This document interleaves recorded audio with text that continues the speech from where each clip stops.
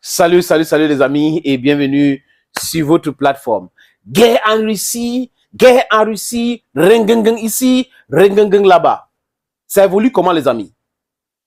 Il y a des villes en Ukraine aujourd'hui que l'armée ukrainienne elle-même dit que la Russie est en train de les pulvériser. Ce n'est pas moi. Allez regarder même sur les chaînes de propagande pro-ukrainienne. Ils le disent aujourd'hui ouvertement parce qu'ils savent, les amis, que quoi? Que la vérité est déjà là. Il y a Telegram, il y a tous ces réseaux sociaux et tout le monde est informé aujourd'hui de ce qui se passe sur le terrain. Et pendant ce temps, Vladimir Poutine est en train de faire le tour en Russie parce qu'il fait la campagne présidentielle pour les élections futures.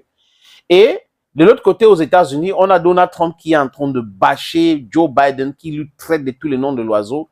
Il ne laisse pas tranquille, il le frappe fort, les amis. Ah oui, oui, oui, oui. C'est de ça qu'il est question de ce côté-là, aujourd'hui aux États-Unis. Et la Russie, ces industries, j'y arrive enfin, militaires, sont en train de travailler pour pouvoir faire quoi, les amis? Pour pouvoir créer les technologies futuristes, disons futives, pour faire face à la nouvelle donne. Et c'est pour cette raison que tous les experts sont unanimes que la Russie sait bien s'adapter. Oui, la Russie s'adapte facilement. Par rapport aux autres pays de l'OTAN et tout, la Russie s'adapte facilement. Et cette adaptation est ancrée dans l'histoire même, dans les gènes, dans l'ADN de l'armée russe.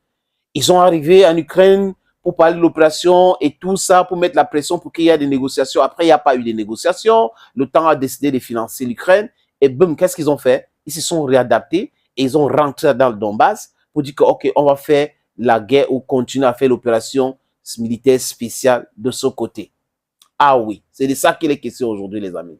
Et les Russes fabriquent les armes que les autres n'en ont pas aujourd'hui. Les Russes ont des systèmes de défense que les autres n'en ont pas aujourd'hui. Et cette connaissance-là s'acquérit, franchement, les amis, sur un terrain de guerre. Ce n'est pas dans les bureaux et autres. C'est-à-dire que vous fabriquez des armes qui sont fragiles, mais vous ne le savez pas. Mais quand vous mettez sur un terrain, vous faites la guerre avec, vous comprenez qu'ici, on peut détruire facilement cette arme-là. Regarde l'angle, on peut avec tel drone. Les Russes ont fait dans les chars aujourd'hui avec des appareils anti-drones. Donc, qui capturent les drones et qui détruisent même les drones quand les drones sont envoyés vers ce char. Les amis, je vous suggère de regarder cette image de l'armée russe. Ils ont eux-mêmes publié. Et là, aujourd'hui, les amis, les Russes disent ce que les Russes font.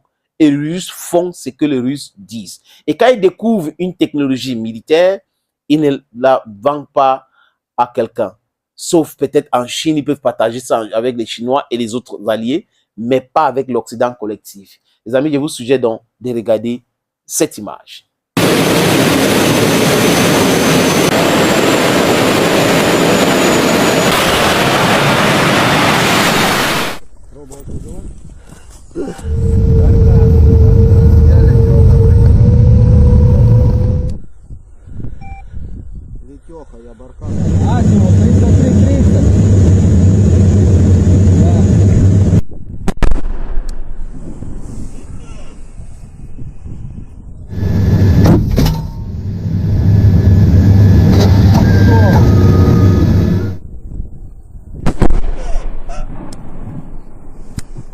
Принял.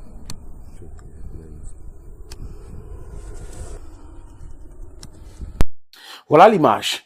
Donc, c'est le char. Les chars russes, maintenant, ils ont adapté une technologie sur ces chars-là qui peuvent détruire tous les drones envoyés. Et le système de brouillage de drones a été vraiment, les amis, il y a eu de l'avancement dans ce secteur-là. Parce qu'ils ont, en dehors, parce que vous savez que les Occidentaux ont les technologies qu'on appelle GPS, qui cherchent à voir ta localisation avant de te diriger. Par exemple, si vous êtes en Europe, si vous voulez activer votre GPS, GPS vous demande si ils peuvent avoir votre position actuelle avant de vous diriger. C'est comme ça que cette technologie fonctionne.